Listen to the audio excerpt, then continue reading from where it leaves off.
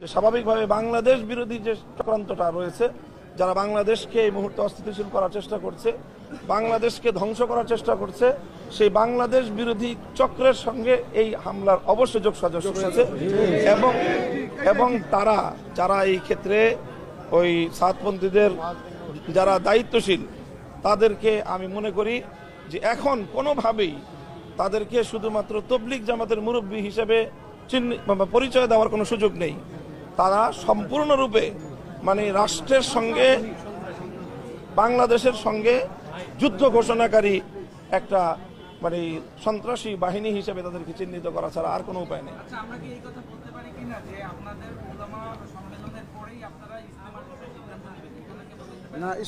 ইজতেমার সাথে এখানে কোনো সম্পর্ক নাই। ইজতেমা এখন অনেক দেরি, ইজতেমা এখনো 40 দিনের পরে।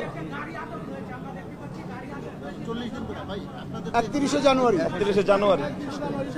জি জি, বাস আমরা এখন এই মুহূর্তে আমরা কোনো প্রশ্ন উত্তরে যাচ্ছি না। এই মুহূর্তে আমরা আমাদের জরুরি বক্তব্যগুলো আপনাদের মাধ্যমে তুলে ধরলাম। প্রশ্ন না, আপনারাই তো ওই ইজতেমা ময়দানে আপনারাই ইজতেমা পালন করেন, সবাই আল্লাহকে মানি, সবাই ইসলামকে মানি।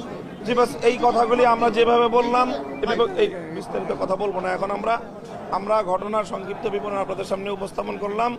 মিডিয়ার সকল দায়িত্বশীল এবং সংবাদকর্মীদের কাছে আমাদের উদাত্ত আহ্বান থাকবে যে আপনারা দয়া করে এই ঘটনাকে সংঘর্ষ হিসেবে আপনারা নিউজ করবেন না। এটা একতরফা হামলা হয়েছে সেখানে, এবং সকল যারা আহত, ইনজুর্ড, যারা নিহত, তারা সব এক পক্ষীয়, আর আক্রমণকারী আরেক পক্ষীয়। এখন কারো বাড়িতে ডাকাতের আক্রমণকে যদি আপনি বাড়িওয়ালা ডাকাতের সংঘর্ষ হিসেবে চিত্রিত করেন, তাহলে সংবাদ মাধ্যম কোনোভাবেই আপনারা দায়িত্ব পালন করছেন না, বরং আপনারা ডাকাতদেরকে আড়াল করার চেষ্টা করছেন বলেই আমরা দেশবাসী এটাকে এইভাবেই নিবে।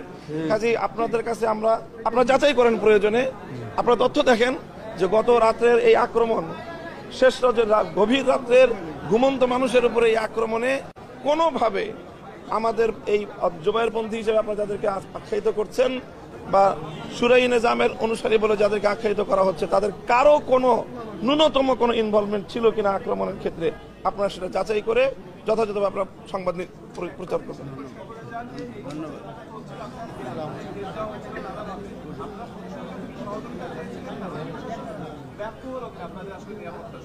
অবশ্যই প্রশাসন আমাদেরকে গত রাতে নিরাপত্তা দিতে ব্যর্থ হয়েছে। অবশ্যই যদি তারা প্রশাসন যথাযথভাবে দায়িত্ব পালন করতে সক্ষম হতো, তাহলে কোনোভাবেই এই প্রাণহানি ঘটতো না। সালাম, সকলকে ধন্যবাদ।